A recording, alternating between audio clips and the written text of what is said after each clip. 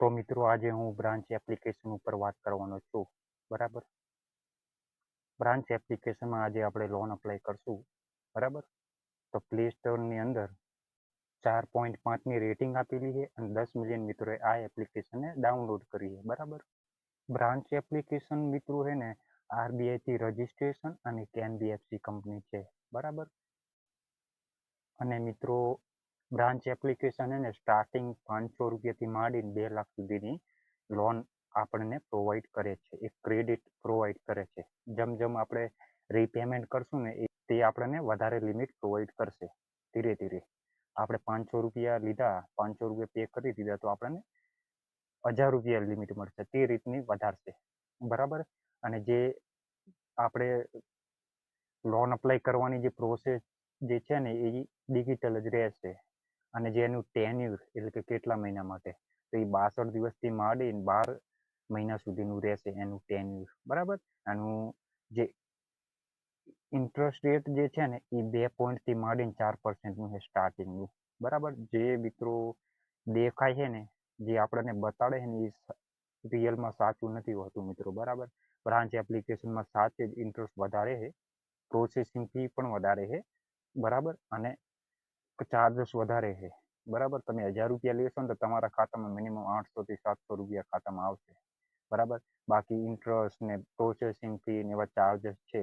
પણ તમે 1000 રૂપિયાથી માંડીને 2000 રૂપિયા છે, 500 રૂપિયા છે, એમાં એટલી બધી આપણે એટલે લોન સુધી આપણે લઈ શકીએ. બરાબર. વધારે ના લેવાય કેમ કે આપણને મોંઘી વધારે પડે. એની પ્રોસેસિંગ ફી અને ઇન્ટરેસ્ટ વધારે, એટલા માટે વધારે લોન લેવાય જ નહીં આ એપ્લિકેશનની અંદર.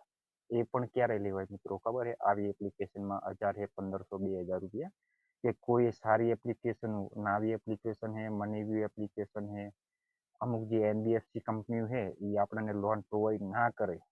બરાબર. તો આવી એપ્લિકેશન સાઈડ જાઓ. બરાબર. નકે મિત્રો હું તો ના જ પાડું કે આવી એપ્લિકેશન સાઈડ જવું જ નહીં.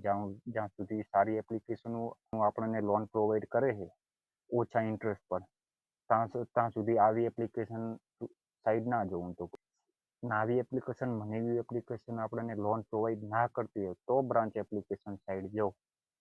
તમારી પાસે કોઈ ઉપાય ના હોય, કે કોઈ રસ્તો ના હોય કે મારે પૈસા અત્યારે જરૂર પડી ખાસ કામને મારી પાસે છે નહીં.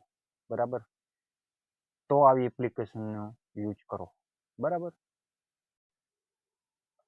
અને મિત્રો ઇન્સ્ટન્ટ પર્સનલ લોન એક્ઝામ્પલ પણ આપેલું છે અહીંયા મિત્રો. બરાબર.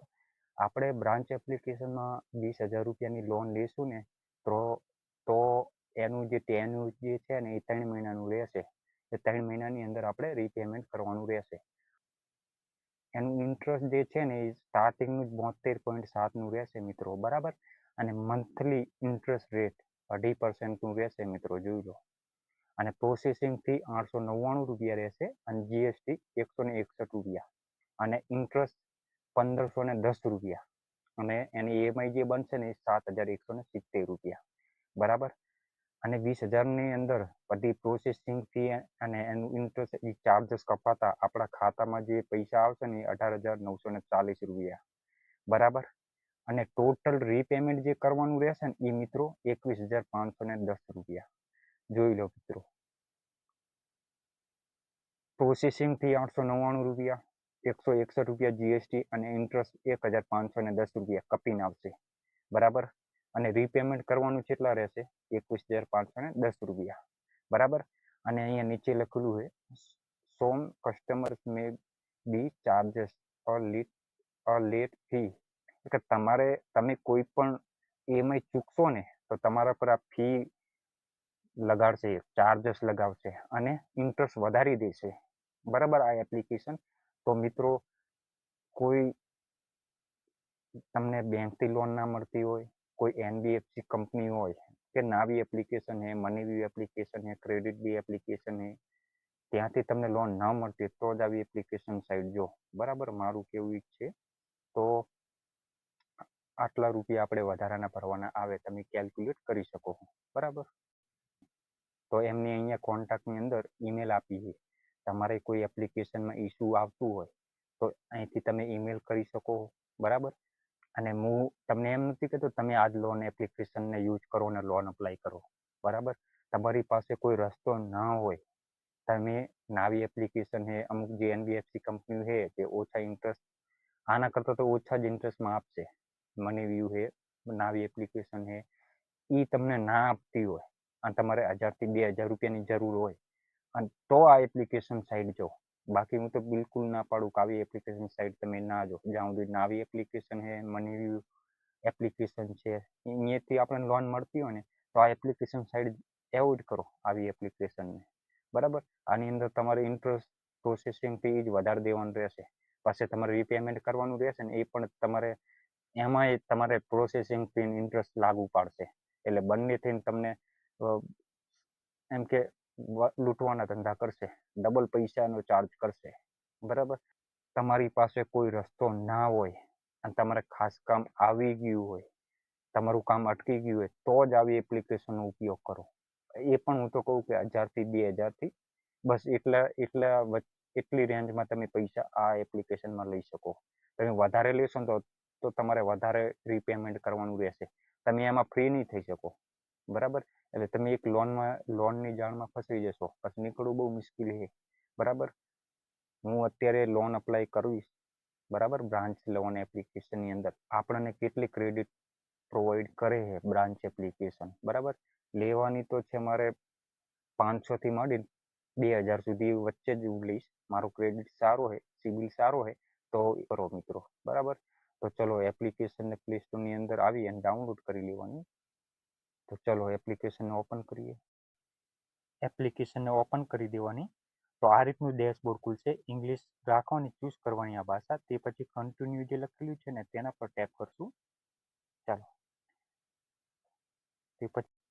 તે પછી મિત્રો રજિસ્ટર જે લખેલું છે ને તેના પર ટેપ કરશું.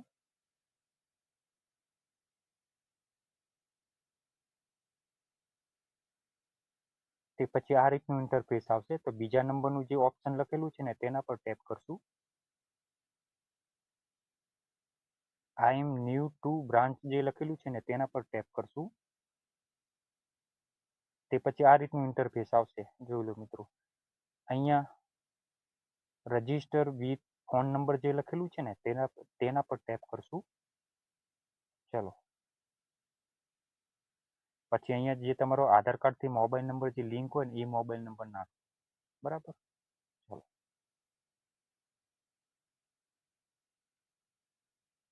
તે પછી સાઇન અપ થઈ જશે એટલે આ રીતનું ઇન્ટરફેસ આવશે, બરાબર મિત્રો.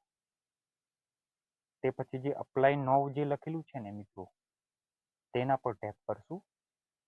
તે પછી સ્ટાર્ટ યુ લોગિન એપ્લિકેશન જે લખેલું છે ને તેના પર ટેપ કરશું. અહીંથી આપણે 500 રૂપિયાથી માંડી 50,000 સુધીની ક્રેડિટ લઈ શકીએ છીએ. તે પછી એલો એક્સેસ ઉપર ક્લિક કરશું. અહીંથી મિત્રો આપણી બધી કોન્ટેક્ટ ઇન્ફોર્મેશન લે છે, બરાબર. ચલો, તે પછી કન્ટિન્યુ પર ક્લિક કરશું. અહીંયા મિત્રો આઈડેન્ટિટી ટાઈપ માંગે છે, બરાબર. તો અહીંયા આપણે આધાર કાર્ડ જ નાખશું. ચલો, આધાર કાર્ડ ઉપર ક્લિક કરશું. ચલો, તે પછી કન્ટિન્યુ લખેલું છે તેના પર ટેપ કરશું. પછી નેક્સ્ટ ઉપર ક્લિક કરશું. ચલો, અહીંયા પરમિશન આપશું અને તમારે એક સેલ્ફી પાડવાની રહેશે આધાર કાર્ડની. તો ચલો આધાર કાર્ડ નાખી દઈએ.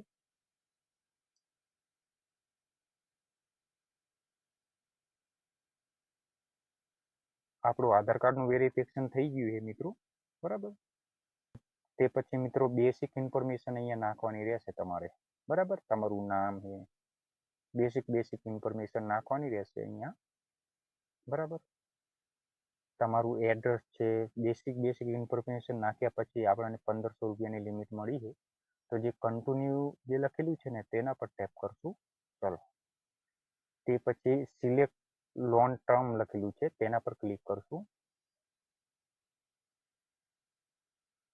અહીંયા મિત્રો આપણે 31 દિવસ માટે પણ લોન લઈ શકીએ અને 62 દિવસ માટે પણ લોન લઈ શકીએ, બરાબર. તે પછી કન્ટિન્યુ જે લખેલું છે ને તેના પર ટેપ કરશું. આપણે 31 દિવસ માટે લીધી છે લોન.